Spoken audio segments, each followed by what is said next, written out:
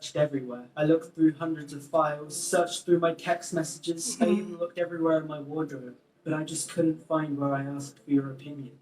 Hey y'all, welcome to another episode of Dear Qadriyyah Safiyyah, where I scour the internet and search for situations to offer my unsolicited opinion.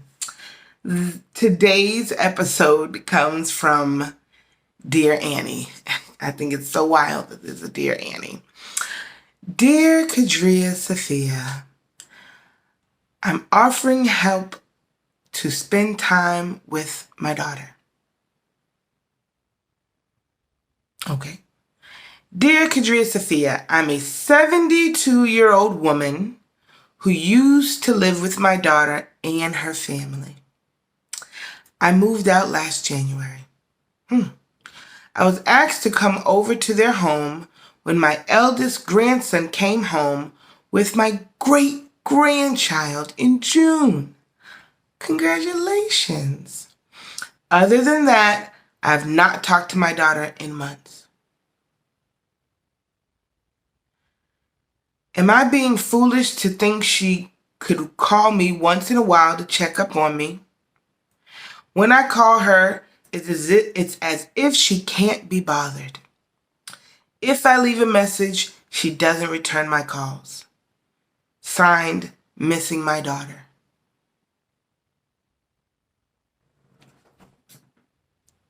So you just gonna leave out everything, huh? You just gonna leave it out? You're not gonna tell us why you moved out?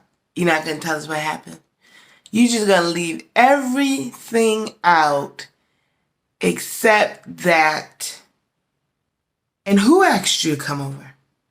Who invited you?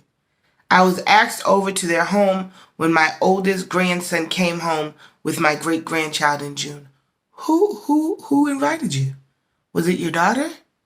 Was it the eldest grandson? Is there a husband involved? Who invited you, Grammy? Who? And it's critical.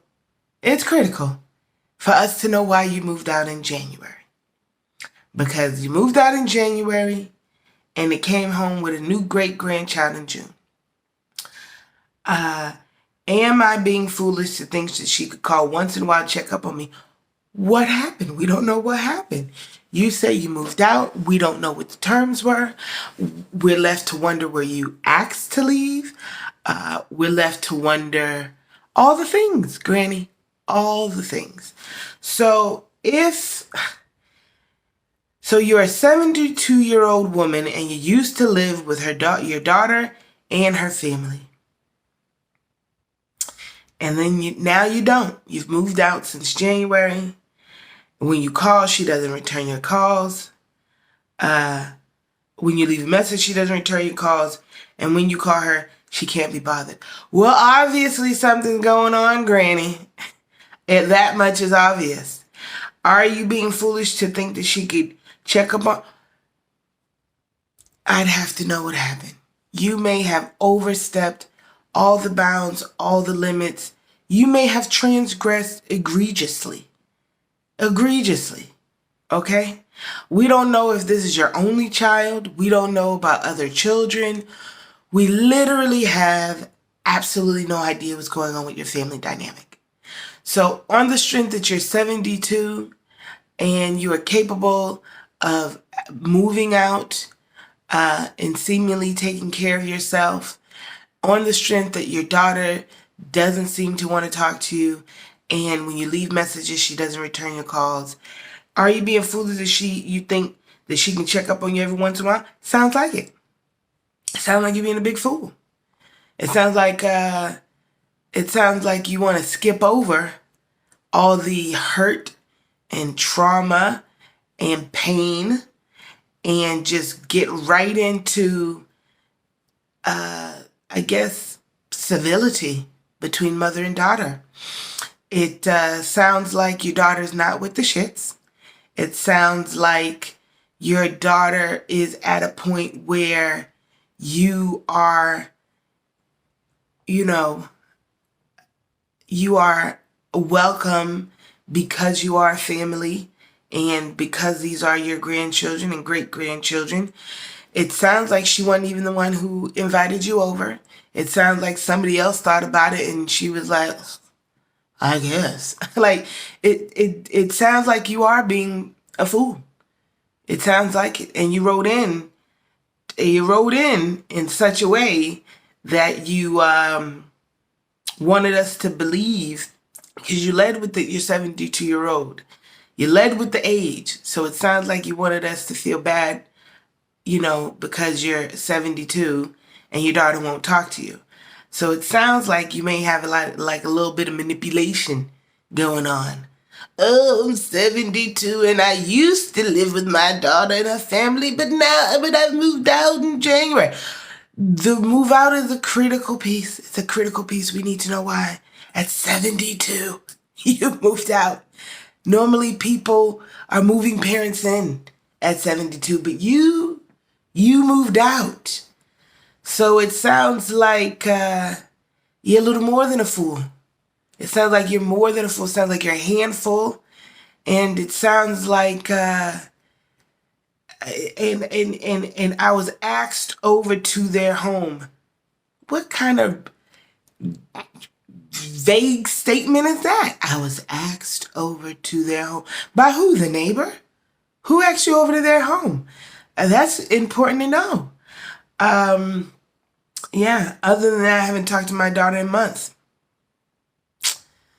Yeah, it sounds like you need to go to therapy at 72 years old, because it sounds like there's some accountability that you have skipped over.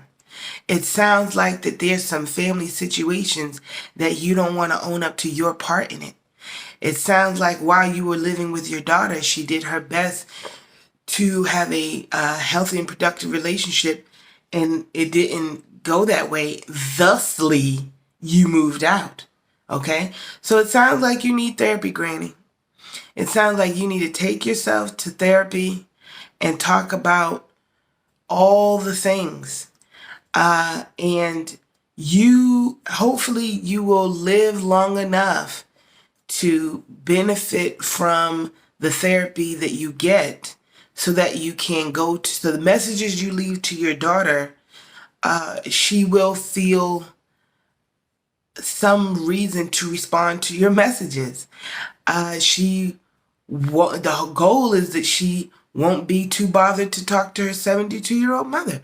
But I think sometimes people think that their old age absolves them from the years of hell that they put people through. And it's a cute Hallmark sentiment, but the people who went through the hell with you and have had no resolution as to your behavior, they don't want to be 72-year-old with your torment and your pain. So check up on you once in a while. It takes a lot. It sounds like it took a lot for you to get to where you are. And it sounds like you have definitely earned your place in your daughter's life. And so instead of writing to me and asking if you're a fool, you definitely need to go to therapy and not leave out the critical information that will lead anyone to a reasonable assessment. Okay, Granny? Therapy and atonement sounds like you need. Sounds like therapy and atonement. You may want to take, we don't even know if you have like a drug habit or something. Like, you literally could have been out here in these streets just wilding out in your daughter's home, and now that you done moved out and she hadn't talked, now you want us to look at you like, oh, poor Granny, her daughter won't talk to us. We have no idea what has happened. We have no idea what has happened.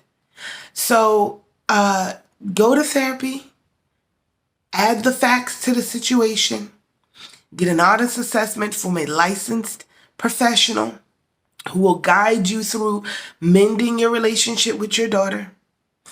And Hopefully you will live to a point where your relationship with your daughter and your grandchildren and whomever else in your family that you left out and didn't even tell us existed, whomever else, right? Hopefully you will live long enough where that therapy and the healing will be beneficial to people. And hopefully you don't die before these people get a sense of, I guess, acknowledgement from you that they can carry during the